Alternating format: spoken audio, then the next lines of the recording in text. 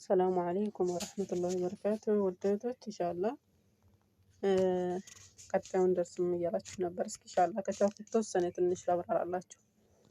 أعوذ بالله من الشيطان الرجيم بسم الله الرحمن الرحيم الدرس الرابع الحروف المتحركة الحركات فتحة كسرة ضمة ኢንሻአላህ እኛ ያው ማብራሪያውን ስለሆነ እንያይሽ الدرس الرابع አራተኛው ክፍል الحروف المتحركة ያኒ ፊደላቶች ተሐርከው ሲመጡ የምናይበት ክፍል ነው ማለት ነው።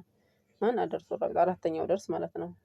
فتحة كسرة ضمة ይሄ እንግዲህ ታየት ተገኘ የሚለው እናየዋለን። ሻሁ እንግዲህ እዚህ ጋር ያስቀመጡልን እዚህ ጋር خلق حروفዎች ከخلق ከሚወጡት እስከ ሸፈታን አድርገው ነው ያስቀመጡልን ማለት ነው።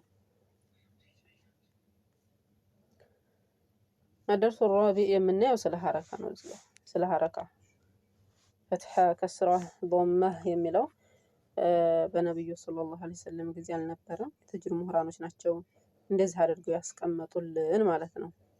فتحة የሚለው ከየት ተገኘ የሚለው فتحة የሚለው ከምን ተገኘ? فتحة የሚለው ይሄ ምልክቱ ከምን ተገኘ ብንባል ከራሱ ካሊፍ ነው ማለት ነው። አሊፍ ተቆርጣ ሳይዟን እንደዚህ ቀይረው እንደዚህ አድርገው አስቀመጡልን ማለት ነው። فتحة የሚለውን ይሰጠናል። ከስራ የሚለው ደግሞ ከያ ሶጊራ የመጣች ነው ምልክቷ። ضمة የሚለው ደግሞ ከዋው ላይ ተቆርጣ የመጣች ናት ማለት ነው። فتحة ማለት መክፈት የሚለውን ስያሜ ይሰጠናል። ከስራ የሚለው ደግሞ መስበር የሚለውን ይሰጠናል። ያኔ ታችኛው አገጫችን ከስራ የሆኑ ፊደሎች ላይ ስንቀራ ታችኛው አገጫችን ዝቅ ይላል ሰበር ይላል ማለት ነው። ስለዚህ መስበር የሚለውን ይሰጠናል ስያሜው። ضمة የሚለው ደግሞ ሁለት ከንፈሮቻችን ወደፊት ይሰበሰባሉ ማለት ነው።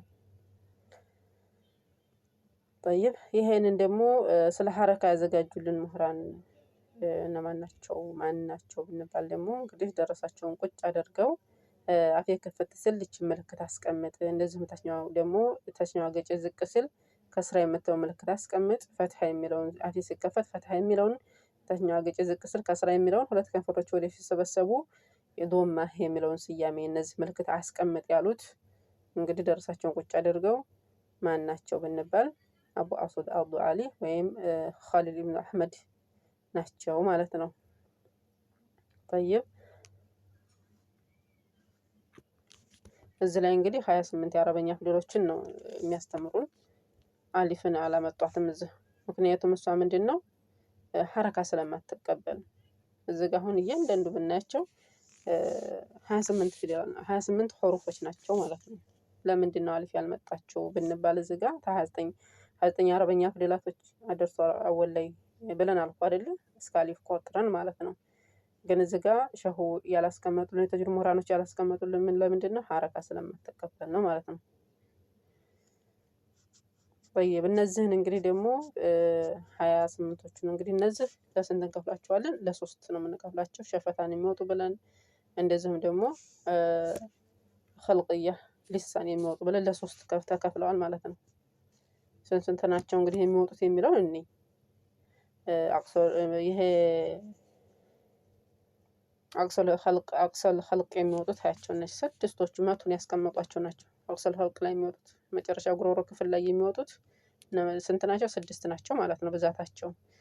ሐምዛ ሐና አይንና ሐና ጓይንና ኸ እነዛ ማለት ነው። እነዛን ደግሞ ለሶስት መውጫ እንሰጣቸዋለን። በሶስት ይከፈላሉ መውጫ ቦታቸው። እንደ ስድስቱም መጨረሻ ጉሮሮ ክፍል ነው የሚወጡት ብንል እንዲሁ ስድስት ይወጣሉ ማለት አይደለም። እነሱ ደግሞ ራሳቸውን የቻለ ስቴፕ በስቴፕ ነው የሚወጡት ማለት ነው። ሐምዛና ሀ መጨረሻ ጉሮሮ ክፍል ነው። አይንና ሐ ወሰጠል ኸልቅ ላይ ነው የሚወጡት መካከለኛው ማለት ነው። እንደዚሁም ደግሞ ወይንና ኸ ደግሞ አደን ኸልቅ ላይ የሚወጡት ላፋችን ቅርብ ሆነ ቦታ ላይ የሚወጡ ናቸው። አቅሰል ኸልቅ ደግሞ ብንባል ደግሞ በመጨረሻው ጉሮሮ ክፍል የሚወጡት አቅሰል ኸልቅ ይባላሉ። ሐምዛና ሀ ማለት ነው። ወሰጠል ኸልቅ ተባለ ደግሞ አይንና ሐ ለሙሐ ማለት ነው። እንግዲህ አደን ኸልቅ የሚወጡት ደግሞ ላፋችን ቅርብ የሆነ ወይንና ኸ እነዚህ ይወጣሉ ማለት ነው። ሌላ ደግሞ እነዚህ አልሊሳን ምላስ ላይ የሚወጡ ፊደላቶች ብዛታቸው 18 ነው። 10 መውጫ ቦታ አላቸው ማለት ነው። ከዛም ደግሞ ዝቅ ተብሎ ደግሞ በ5 ቦታ ይወጣሉ እነዚህ ደግሞ ማለት ነው። አቅሶል ሊሳን፣ ወሰጦል ሊሳን፣ ሐፈተ ሊሳን፣ ጦረፈ ሊሳን ተብሎ ደግሞ እነዚህ መውጫ ቦታቸውን ስንቶቹ ማለት ነው? 18ቶቹ ማለት ነው። አቅሶል ሊሳን የሚወጡት እነማን ናቸው ብንባል ሁለት ፊደላቶች ናቸው የሚወጡት። ሁለት ሑሩፎች ብቻ ናቸው የሚወጡት። ቋፍ ይቺ ትወጣለች መጀመሪያ፣ ከዛ ካፍ። ቋፍና ካፍ ይወጣሉ። ቅድም ልክ እዚህ የነዚህን ጨርሰናል። እሺ 6ቱ ሑሩፎች የት እንደሚወጡ አይተናል። እነዚህ 6ቶቹ ማለት ነው። አሁን ደግሞ አቅሶል ሊሳን መጨረሻው ምላሳችን መጨረሻው ክፍል የሚወጡት ቋፍና ካፍ ሁለት ሑሩፎች ብቻ ናቸው የሚወጡት ማለት ነው። ወሰጦ ሊሳን የሚወጡት ምላሳችን መካከለኛው ክፍል የሚወጡት እነማን ናቸው ብንባል ጂም፣ ሽንና ያ ከመድያ ውጭ ያለችው ያ ማለት ነው። ያ ፊደል ማለት ነው። ይቺ ያና ይቺ ማለት ነው። ይቺ ያ እንደዚህም ደግሞ ሽንና ጂም እነዚህ ሶስቶቹ ጀሽያ ይባላሉ። በግጥም በአንድ ቦታ ነው የሚወጡት ማለት ነው። ሌላ ሐፈተ ሊሳን ቦድ እና ላም ቦድ ይቺ ማለት ነው እና ይቺ ላም እነዚህ ሁለቶቹ ይወጣሉ። ወይት ሐፈተ ሊሳን የሚወጡት እነማን ናቸው ብንባል ሁለቶቹ ብቻ ቦድ እና ላም እንደሚወጡ መናገር አለብን፣ ማወቅ አለብን ማለት ነው። ሌላው ጦረፈ ሊሳን ማለት ምን ማለት ነው? አንዳንድ ጊዜ እኮ አንዳንዶቻችን ገና አረበኛው ጋር እንትን የጀምሮ ትንሽ እንትን ይላል። ሊሳን ማለት ምን ማለት ነው ብንባል ምላስ ማለት ነው። የምላስ ጫፍ ላይ የሚወጡት ናቸው። እንግዲህ አሁን ደግሞ የምናያቸው ማለት ነው። አሁን ስንታየን ማለት ነው? 7 ሑሩፎች የት እንደሚወጡ አየን ማለት ነው። ምሳሌ መጀመሪያ ቋፍ እና ካፍ ብለናል አይደል? 2 አየን። 3 ደግሞ ያ ሽንና ጂም እነዚህ ሶስቶቹ ደግሞ በአንድ ቦታ እንደሚወጡ አየን። ስንት አየን ማለት ነው? 5 ሑሩፎች የት እንደሚወጡ አየን ማለት ነው። ሌላ ደግሞ ሐፈተ ሊሳን ቦድ እና ላም ደግሞ እነዚህም በአንድ እንደሚወጡ አየን። ስንት አየን? 7 ሑሩፎች የት እንደሚወጡ ቦታቸውን አወቅን ማለት ነው። ቀጣይ እዛው ላይ ሆኖ ደግሞ እዛው ላይ ሐፈተ ሊሳን ላይ የሚወጡትን አሁን 7ቶቹ ሑሩፎች የት እንደሚወጡ አየን። ስንት መውጫ በር አየን ማለት ነው? 3 ማለት ነው። 3 አየን ማለት ነው። طيب ቀጣዩ ደግሞ ጦረፈ ሊሳን የሚወጡ ፊደላቶች ብዛታቸው ስንት ነው ብንባል ጦረፈ ሊሳን ማለት የምላስ ጫፍ ላይ የሚወጡ ማለት ነው። ምላስ ጫፍ ላይ የሚወጡ ማለት ነው። እንደምታጣባችሁ አልሊሳን ቅድም ሊሳን የሚወጡ ብለን 4 መውጫ ቦታ እንዳላችሁ ነው አይደል? እየከፈልን እያየን ነው። አሁን 3 አይተናል። አሁን ደግሞ ጦረፈ ሊሳን መጨረሻው ለምላሳችን ሩቅ የሚሆኑትን አይተናል። ማንና ማን እንደሚወጡ፣ መካከለኛው ማንና ማን እንደሚወጡ፣ ሩቁ ላይ ቋፍና ካፍ ብለናል። መካከለኛው ላይ ጀሽ የምንላቸው ሽን ያና ጂም እነዛ እንደሚወጡ፣ ሐፈተ ሊሳን ደግሞ እነማን ቦድና ላም እንደሚወጡ አይተናል። አሁን ደግሞ ጦረፈ ሊሳን ምላስ ጫፍ ላይ የሚወጡትን ነው የምናየው ማለት ነው። እነዛ ደግሞ እነማን ናቸው? ብዛታቸው ስንት ነው ብንባል ብዛታቸው ስንት ነው? 11 ሑሩፎች ናቸው የሚወጡት። ጦረፈ ሊሳን ምላስ ጫፍ ላይ የሚወጡ ፊደላቶች ስንት ናቸው ብንባል 11 ናቸው ማለት ነው። 11ዶቹ ሑሩፎች ደግሞ እንደው 11ዶቹ እያንዳንዳቸው በር የላቸው ኑሯቸው አይደለም። 11 በ11 ቦታ አይደለም የሚወጡት። ጀምዕ ሆነው በአንድ ሆነው ደግሞ ይወጣሉ። በአንድ ቦታ 3 ሆነው ይወጣሉ።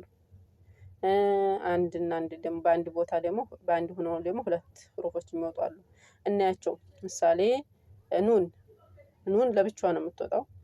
ኑን ይቺ ሑሩፍ ማለት ነው። ኑን ለብቻዋ መውጫ ቦታ ነው የምትወጣው። ጦረፈ ሊሳን ላይ ነው የምትወጣው። ብቻዋን ነው። ሌላ ራ ፊደልም እንደዚህው ከኑን ዝቅ ብላ ብቻዋን ነው የምትወጣው። ይችም 2 በር አየን። 5 መውጫ ቦታቸው አላቸው ብለን የለ 11ዶቹ ሑሩፎች ደግሞ መልሰን 5 መውጫ ቦታ አላቸው ብለን የለ አሁን 2 አየን ማለት ነው። ሌላ ዳል ታና ጧ ዳል ይቺ ማለት ነው። ታ ይቺ ደግሞ ጦ እና የሶስቶቹ ደግሞ በአንድ ነው የሚወጡት ማለት ነው። በአንድ ቦታ ነው የሚወጡት። በአንድ ቦታ ነው የሚወጡት። ስንታየን 3 መውጫ ቦታ አየን ማለት ነው። ሌላ ደግሞ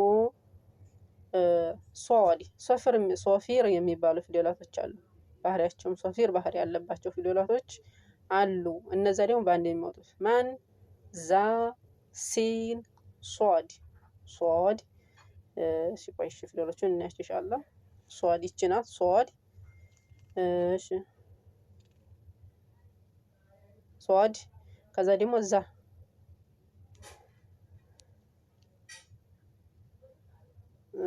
ፊደል ይቺ ማለት ነው። ሌላ ደግሞ ሲን ይቺ። እነዚህ ሶስቶቹ ምንድነው በአንድ ቦታ ነው የሚወጡት። በአንድ ቦታ ሶፊር የሚባል ባህሪም አላቸው ማለት ነው። ስንት ቦታ አየን ማለት ነው? 4 መውጫ ቦታ አየን ማለት ነው። መጨረሻ ደግሞ ማንና ማን ናቸው?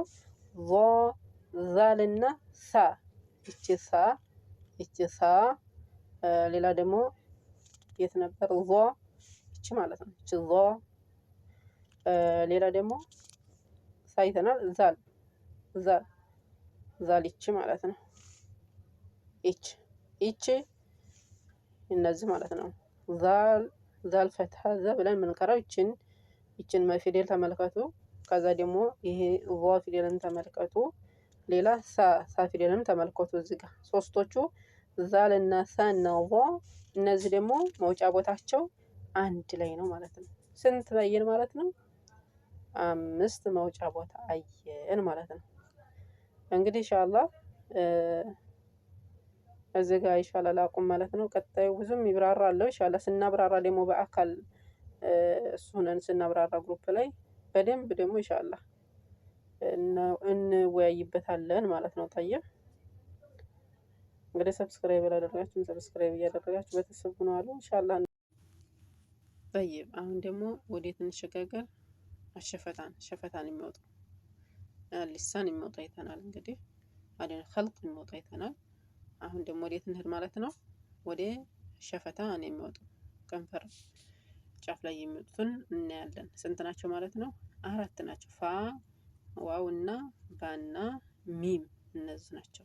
4ቶቹ ናቸው። ሸፈታን የሚወጡ ፊደላቶች ብዛታቸው ስንት ነው ብንባል 4 ናቸው። እነሱም ፋ ዋው እና ባ ሚም ናቸው ማለት ነው።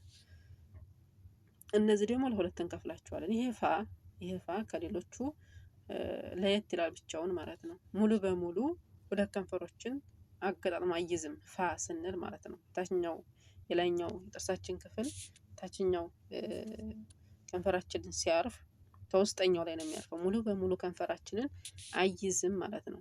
ይሄ ማለት ነው በሸፈታን የሚወጣው ይሄ ማለት ነው። ሌሎቹ ግን ዋው ባ ሚም ብንል ሁለቱንም ከንፈሮቻችንን እንጠቀምባቸዋለን ማለት ነው። ጠይብ እነዚህን ያዟቸው።